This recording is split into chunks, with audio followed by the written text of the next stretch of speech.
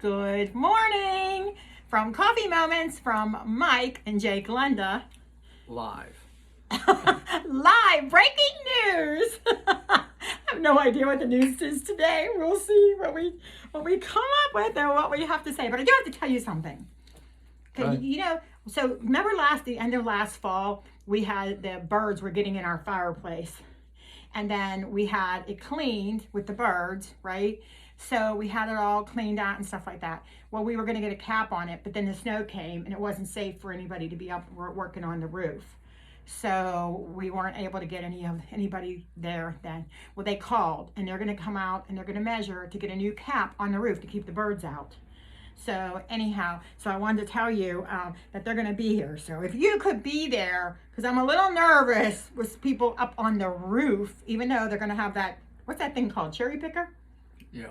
They said they're going to bring that cherry picker thing and go up on the roof and put a new cap on our roof so that our birds, but I'm going to miss it. I am going to kind of miss it because every morning we would wake up and we would have our coffee like we always do, and we would hear the birds all waking up and talking on top of the chimney, and it would come down through the house. So we would be sitting there. It was like all the birds were like coming to life, like in the neighborhood, and they were all hanging out of our house. So the sound would come down through the house. Now, there were a couple times when the birds did come down and scares the heck out of Glenda. And then she's terrified to no end about the birds. And we actually... You had to catch them. Yeah, I had to catch... I had a screen. I bought a screen to keep them like they couldn't get in the house, but they would still be flying around inside the fireplace. So as much as enjoyable, you hear the doves or that up in the thing, and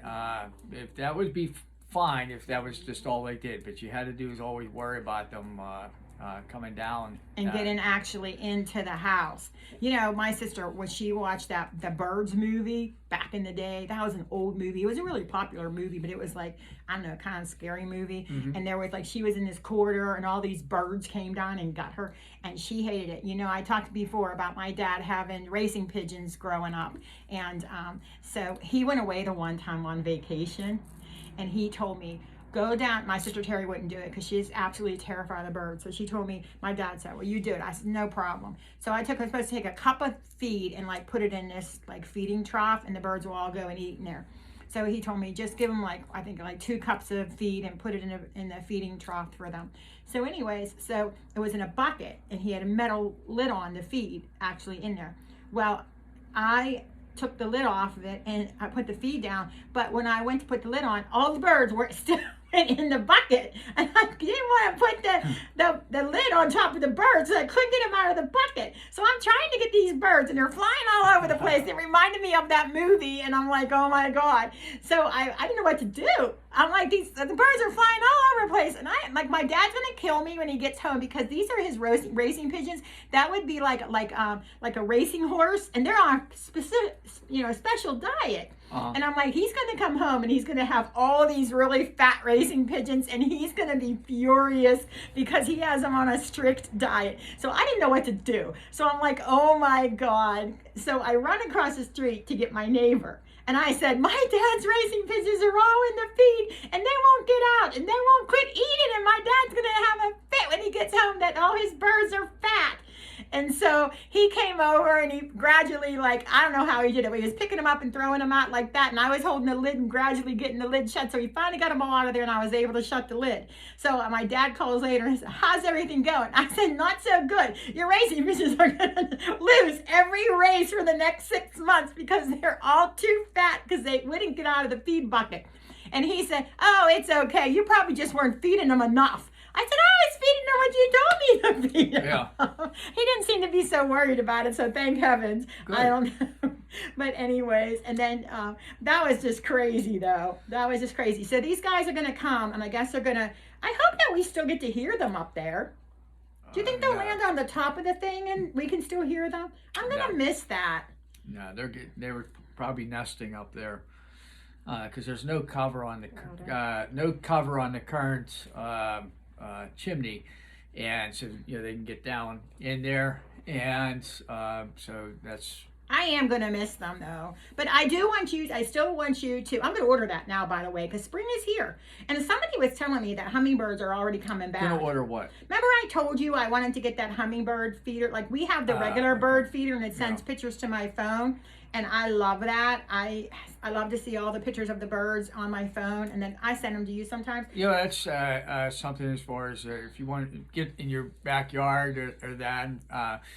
Is the, like Glenda mentioned, the bird feeder, but it has a camera on it of when they are landing there, and they will send a picture to your phone of each one that visits there. It's so much fun. And even when we were in Hawaii, I could check and see the weather at our house. If it's raining or if it was snowing, I can see the weather at our house because it shows not just the bird feeder, of course, it shows like the backyard around it. So we can check the weather there as well. But anyways, I want to get you that I'm going to order that hummingbird feeder. I'll put them in I know which hummingbird feeder I want because my friend has it and she said it's a really good one. So, and then the other one that I have, because they have like real expensive ones and they have ones that are like pretty inexpensive. And then I got the one that was in the middle. So if you guys are wondering which one that we have, I'll put it in my link tree so that you guys can go and check out the one that I have. I'll put them in there because it's a the one we got wasn't that much and it's really, really a good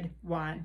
So we love that. Love to watch the birds and things. But I'm going to miss our fireplace birds. I'm not going to miss them getting into the house. That I am not going to miss because that's terrifying. And what again, I've talked about a couple episodes ago about the spring and the doctor visits and all that. Sometimes it's like this of getting your projects around the house, important ones like ours with the chimney. What happened? A lot of moisture was getting up there, and we were having some damage on the bricks. We didn't know it. We just were worried about the birds. But then they said it was worse than we thought. So we are getting that finally resolved. And I had put a similar to what we have, a cap on Glenda's son's roof. Yeah, and his chimney, and it was kind of like a project that I said, okay, you put the ladder up to one, got up to there, and then I put a ladder on that roof. I didn't know you did it that way. And I says, you would not be happy how I did that to get that up there. But I says it looked good, and it was up there until he sold the house, and then so. Yeah, it was up for a couple years. But I will say, if I would have known, I'd have probably had a heart attack. It's not worth it when you get older, even when you're young. People fall and get hurt even when they're young. You don't have to be older. But I just think that, sometimes you hate to do it, but sometimes it pays to pay for the pros. They have the right equipment. They have all the safety gear and everything like that. And I think that it's okay if you really need to. I mean, do what you can to try to save a buck, but sometimes it is not worth it. And we had to pay a lot to have that one tree down. We had a tree that was pretty large, and it was blocking our reception from our disc for our TV. But it was between our deck and my neighbor's deck. Well, I didn't want this giant tree to fall on our deck, and I definitely didn't want it to fall on my neighbor's deck. So I actually called them to come and take it down. And they were there, a whole crew, for a couple of days because they had to take it down in pieces gradually to make sure that it didn't, to control which way it was coming down. And, that we had to pay too. So sometimes I just say, if it's, if it's something that you're like, maybe I should do this, maybe I shouldn't, then the answer is always no. Hire someone to do it. It is not worth you risking your something happening to you, or you're doing damage to your property or somebody else, and then what are you really saving? So that's my recommendation, is we do a lot that we can on our own. Yeah. But we know, I think, and that's when it's time to call the pros. Yes, the chimney is up there, and it's pretty high. I know it's way more than what I could handle, and so it's beyond my capabilities.